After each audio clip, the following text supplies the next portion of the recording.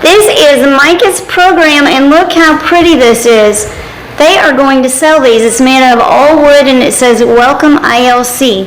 Right when you walk in, this is made out of all wood, and they made that here. It says volunteering on there. Right here, they have made wooden flower holders for right inside. Isn't this pretty? So they are in the process of redecorating in here. And here's Miss Micah. Hi, Micah. Are you having a good day? Yeah? Are you excited to see your mommy at your program? Yeah? We're going to do a video, and we're going to talk about how to take care of you. Is that good? Yeah. And if I say something wrong, you're going to holler at me, right? Okay. And this is one of the lovely staff that takes care of Micah, and she will be in the training today. Well, thank you very much for letting me come today and tell you a little bit about Micah. This is very special to me, and I count it a privilege to be able to come talk to Micah. I never thought about being a parent and coming to explain anything, but that makes really good sense to, like, I've been in a lot of meetings talking about Micah, but to come and talk to staff like you may never be in a meeting that we have. You may moving forward, but most of the time staff is not in meetings. It's just the supervisors and it's the therapists, and but it's not people doing hands-on stuff with Micah every day. So thank you very much for letting me be here. Is it cool to have Mom here to talk about you? Yeah? Okay. So this is Miss Mikey. So I thought I would ask you first if you have any immediate questions that you want me to explain to you about what you guys do or how you do it. Yes, I would like, I don't expect you to get her out of the chair and everything, but if for some reason she was to choke and we were to have to perform the Heimlich, how do we do that? Yes, that is something that I wanted us to do. Okay. And we'll film that and go over that. Okay. Is there anything else that you wanted to know besides that? Got the bathroom thing now. Got feeding pretty good. I know. They got it pretty good, Micah? Now there are a lot of different people that handle Micah's food. So it might be put in a container by a family member and put into the refrigerator. The CNA pulls it out and sends it. That's really good. Might be really good. It depends. It might not be very good. Sometimes her food might be cut up and ready for her to eat at. Most of the time she's going to come with a hot lunch. She's going to come with something that Dad cooked for dinner. It's supposed to be cut up before it comes, but again, there are a lot of different people that handle what goes on. So it might not come where it's ready for her to eat, so you just have to look at it and make sure that it's just cut in smaller pieces. I would say anywhere from a pea size maybe to a nickel size, depending on what it is. This is what I learned a few years ago. I went with Micah's occupational therapist, and she'll be coming over here too. I made a phone call about that yesterday. I haven't ever had any direct contact with her about Micah changing programs, but I think we can still keep her and come and have her come here. I called David, the service coordinator, and asked him about that. I've never dealt with that directly. That's always something the service coordinator has done. Okay. So anyway, she should be getting speech and OT. We already have the physical therapist set up here because she's a private therapist. We've had her for over 20 years. Awesome. So she's really, really good, and she knows everything about Micah. And so she's a really good resource to ask about almost anything when it comes to what she can or can't do, or what the best way is to do something, is Linda Janesco when she comes on Thursday morning. She's perfect with that. I went to a specialist for Micah where they do those barium swallows. Mm-hmm. I think we went to UNMC. It was a few years ago we went. And they do, have you ever seen one before? No. You drink this stuff and then you eat food, and then they film it going down your throat. And so then you can watch on this film, kind of like an x-ray, and you can see what happens when Micah is swallowing her food. I learned a ton by watching that. Watching it and having somebody explain it is a little bit different. But what happened is she ate bread So she ate a sandwich, and if I remember right, she ate cookies or something. But what happens with the bread kind of swells. So Micah can't move her food around in her mouth like we can. So if we get something a little too far back in her mouth, we just move it around, bring it up, finish doing what we need to do, and we swallow it. With Micah, if it gets back too far in her mouth, she just swallows it, and then that will make her choke if she didn't have a chance to really prepare the food before swallowing. So what we saw on this video is specifically with bread or anything that's thick, like maybe a casserole kind of thing, anything that's thick, but bread was the really big deal. Okay, so it goes to the back of her mouth, you know where it bends right there? Yeah. It'll go to the back of the mouth, but then it takes a while for it to go all the way down, so it's kind of sitting like an L. So there's a little bit in the back of the throat, a little bit in the curve of the throat, and then a little bit going down the throat. So it's like an L piece of food in there. That will make her choke because it's stuck in there and she can't. So sometimes when she's coughing and you're like, okay, so is this serious or is it not serious? That's kind of what I do. I don't immediately go to serious. I kind of watch what she's doing. So when it does that, it takes a while for her to be able to get that food down and swallow it. Does that make sense at all? Yeah, okay. So she eats sandwiches fine, but like the other day, I know you had a problem with her eating a piece of garlic bread. I don't know, she just doesn't usually do that, but it is regular, I guess, for her to choke. It's a common thing that happens. I'm not in favor of hurting her food. It is scary. It is a really big deal. It is a life or death thing. You do have to breathe to live. So, the choking was a big deal. So we did make some modification things. Let's try it one more time and see if we can, watch her, make sure food's cut up, really small. But when it comes to bread, I don't know. If we have more problems with that, maybe we just won't send her with pieces of bread like that. We'll just maybe give it to her at home and deal with it there. And I think she was excited. That's right, we did talk about that. Yeah, we know next time. Okay, so like if she gets upset, she's eating in anger, and that will make her choke because she may never do that here, but if she's, anxious or she's angry about something, she'll just shovel that food right in. One of the things I know that we've done with her with eating, she eats a few bites and then we prompt her to take a drink. At home, I really don't worry about a lot of this stuff, but I know when she's out, it's a little bit different. I do know we've been doing that though at the program where she's been. She eats a few bites. Some of the CNAs do that too, especially if Micah is eating very rushed. They'll say, Micah, slow down just a little bit, and they'll say, okay, now take a drink. So all of that being in a hurry or being upset and being in a hurry, anything that causes her to speed up eating will cause a problem with her choking. She can eat chips, but I guess you kind of have to watch those. We don't have very many chips. I usually only have the girls send something in her lunch that's super easy, like a potato chip is super easy. That's easier to eat than a tortilla chip. She can't eat tortilla chips. But potato chips, I'm absolutely positive she shouldn't choke on one of those because they get really soft pretty fast in your mouth, faster than like a Frito. Fritos are a little bit harder, but she does eat those things at home. So when it comes to her eating, we've been doing a lot of hand over hand. Sometimes, depending on what it is, they may. Okay. Because are they feeding? It's more of maybe 25% of what's on the spoon will get in her mouth, and the rest is not. And that's pretty typical. That's fine. That's a pretty typical thing. Okay. And so we just, sort of scrape the food off of the apron, we call them aprons. Yes. Scrape the food off the apron, put it back in her bowl, it can be a messy process depending on what it is that she's eating.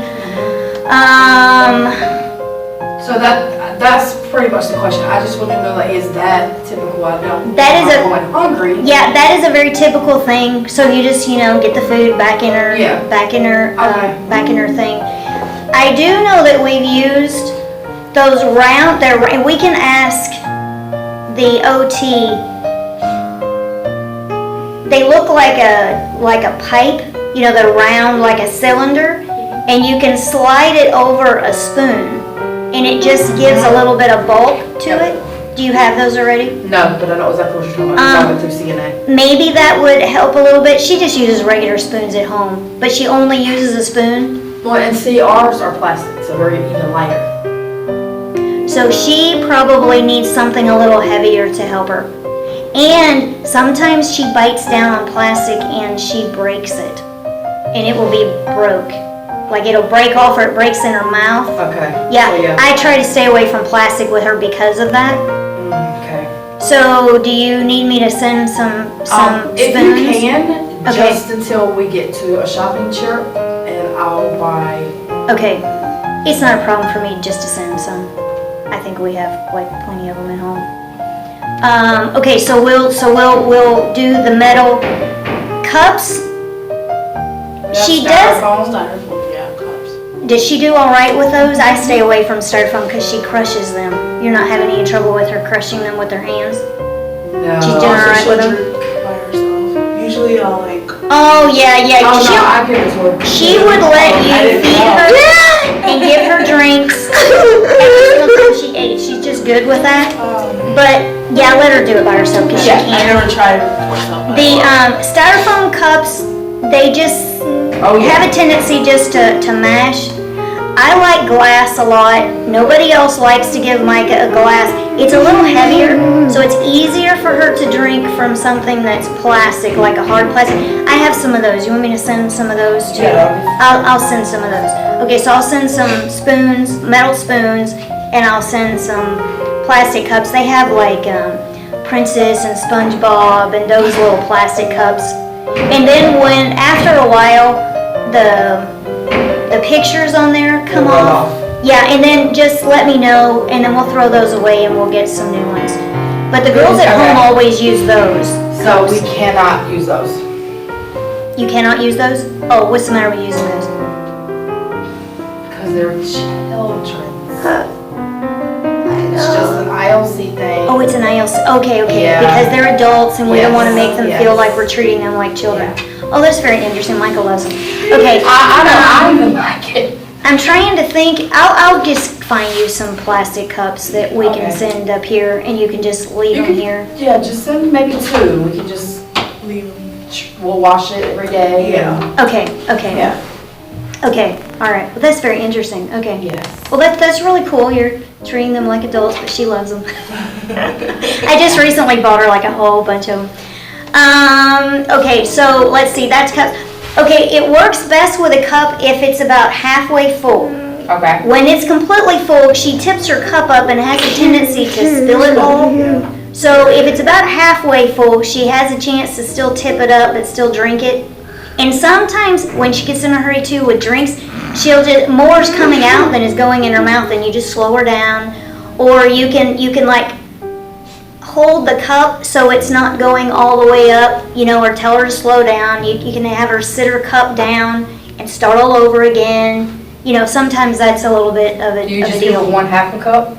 Oh, she can have as many as she wants, okay. but at a time, just to have a cup. Okay. That's the other thing, is that she needs to drink a lot.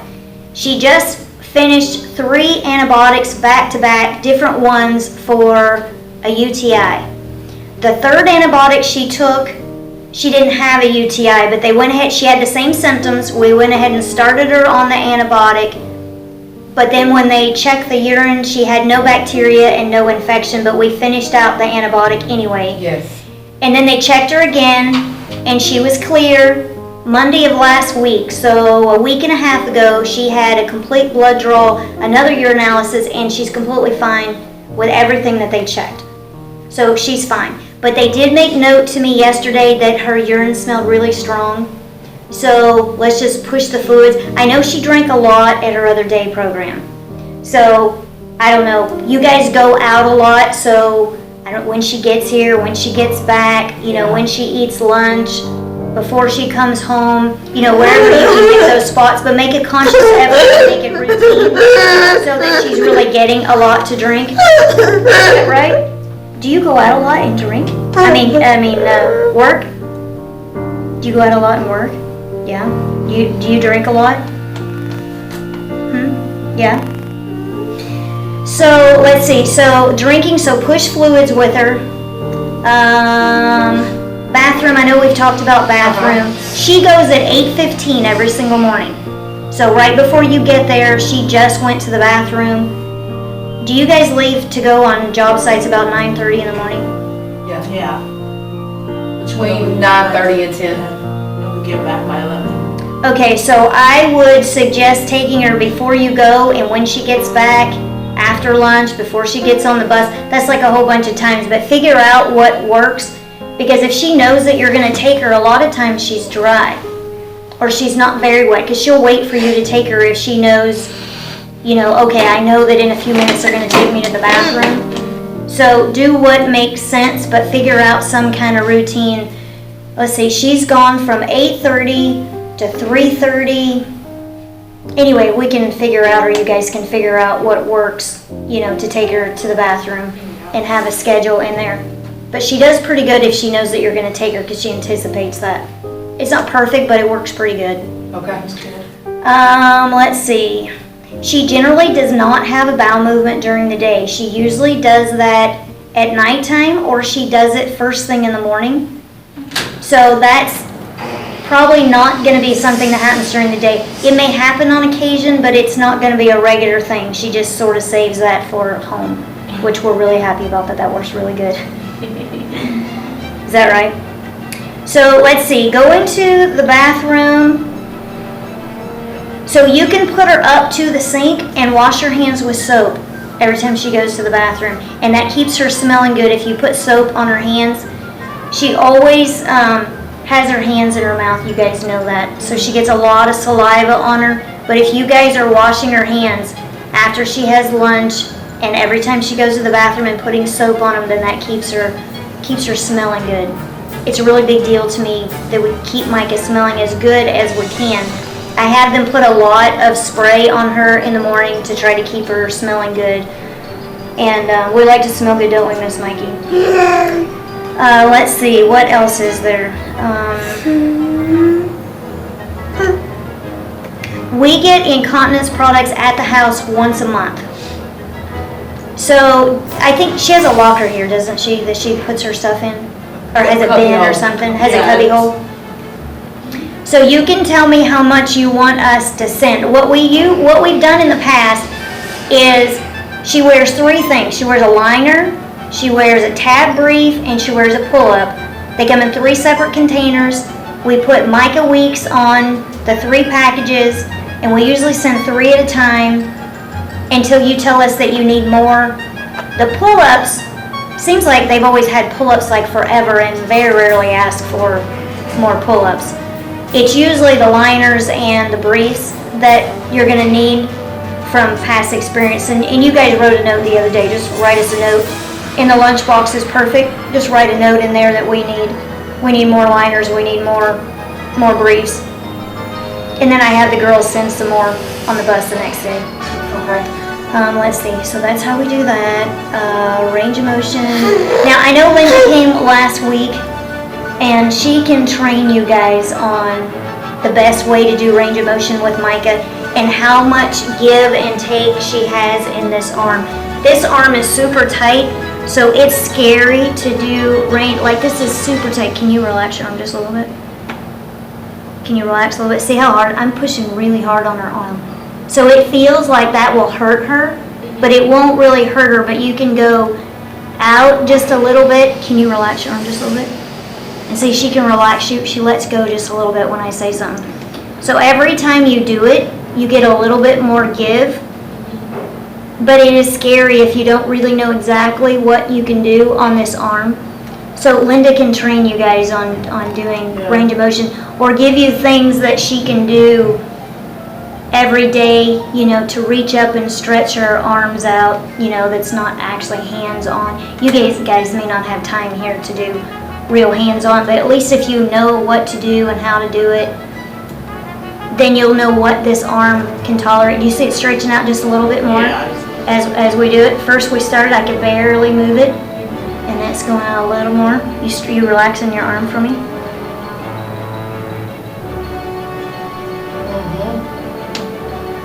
So you just do it a little bit at a time until you can, and it's never gonna stretch all the way out, but it will stretch out more.